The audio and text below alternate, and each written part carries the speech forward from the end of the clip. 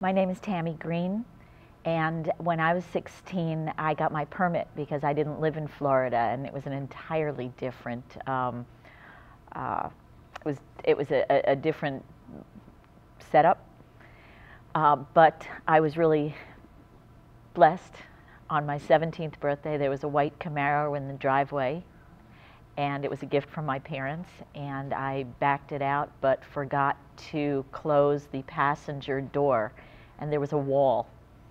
And so my first experience was when the door got ripped off its hinges and the red bow was still on it.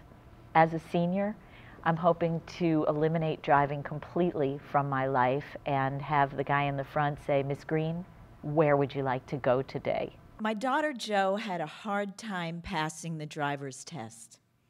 After the third failure, Jo started to hyperventilate when the tester asked if Jo had noticed the orange cones she'd flattened.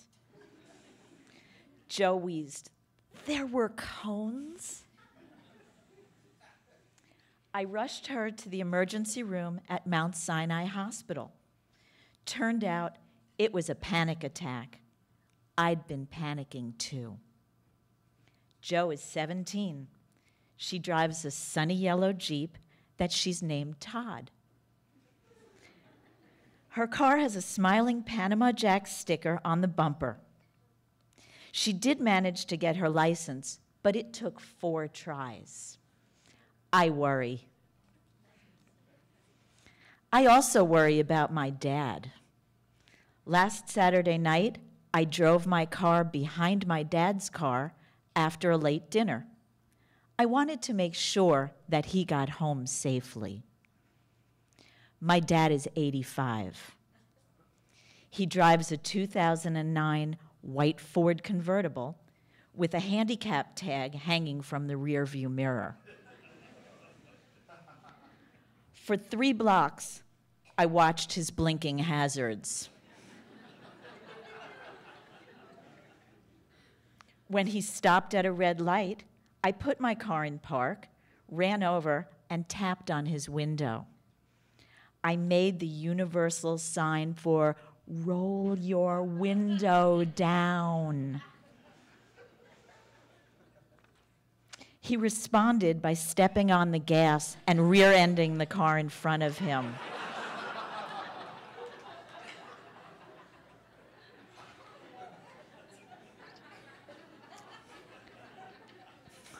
The driver of the car emerged to take a look at his rear bumper.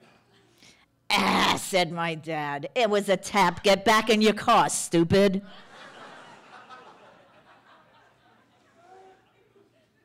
My family is small, and I am at its center.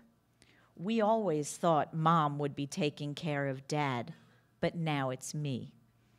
I am also a single mom raising 2 teenagers.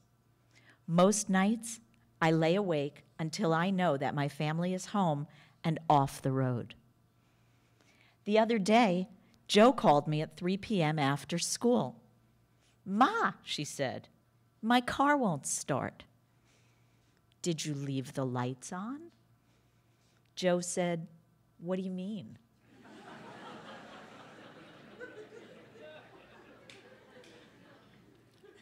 "What do you mean, what do I mean?"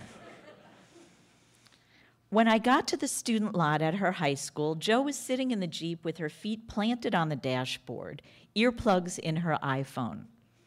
She was eating pistachios and spitting the shells out the opened window. "Here's my AAA card," I said. "Call the 800 number." Jo looked confused. "But isn't this the card you got because you're an old person?"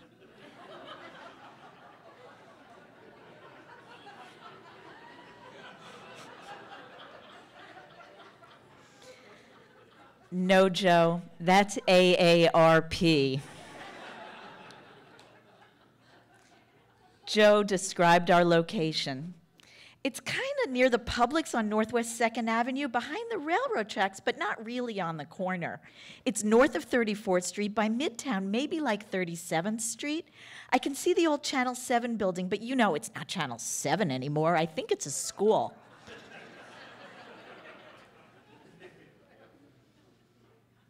The operator relayed a wait time of 15 to 45 minutes. Perfect amount of time for a Ward Cleaver type lesson. I showed her how to open the hood to signal for help. Then I lectured her on the dangers of strangers who might offer help if she should get stuck again.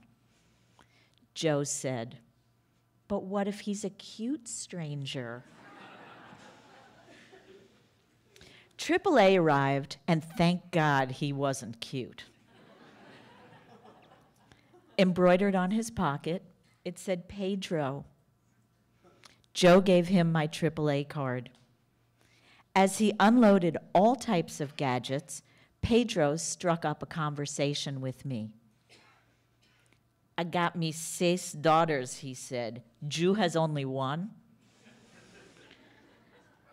I counted on my fingers, 1, 2, 3, 4, 5, 6.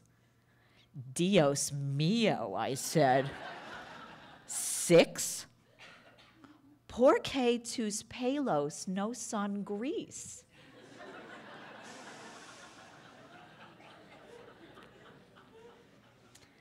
I wondered if any of his 6 daughters had filled her unleaded-only gas tank with diesel fuel.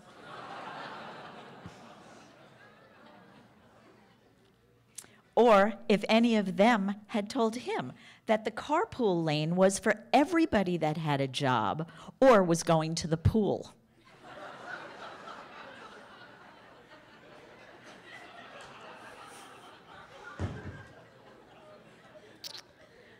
My dad lives on Collins Avenue in a building that's mostly senior citizens. Residents aren't allowed to park their own cars.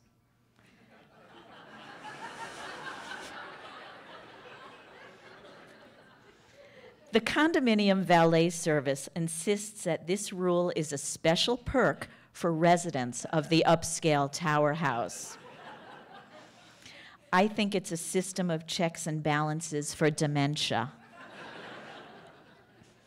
For example, I was standing outside my dad's building waiting for my car when my dad's neighbor, Mr. Goldenblatt, came outside. Mr. Goldenblatt is a tiny little man who dresses in light blue gabardine from cap to loafers. The valet asked, "May I get you your car, Mr. Goldenblatt?" "Who?" said the little man. The valet smiled politely. "Let me call you a cab today, sir."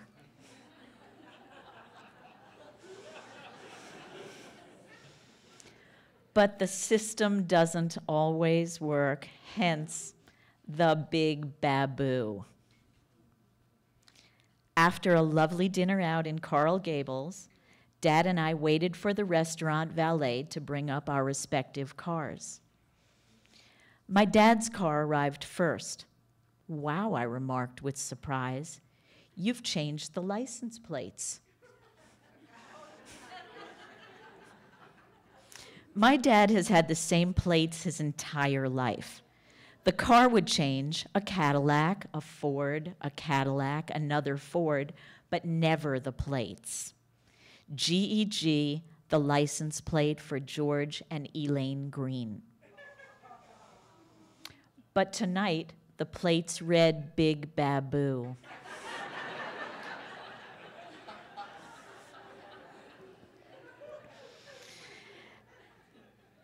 "Ah," Dad said, "we did it again, stupid." Again? My dad and Baboo both live in the tower house.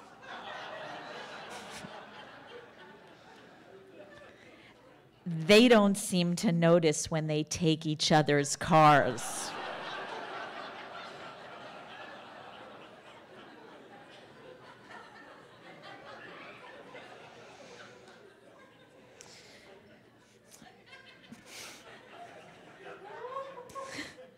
They both drive the same 2009 white Ford convertible with a handicap tag hanging from the rearview mirror.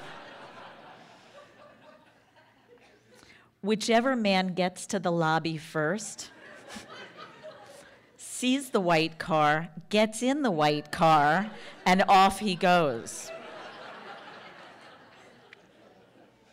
Neither man notices that the interior belongings, or the whole car for that matter, isn't his. Are you kidding? I asked. Where's your car?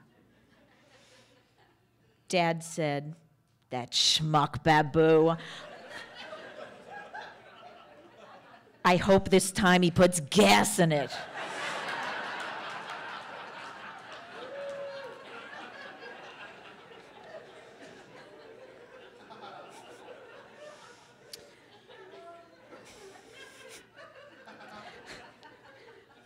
My dad drove Big Babu home, and I drove home too.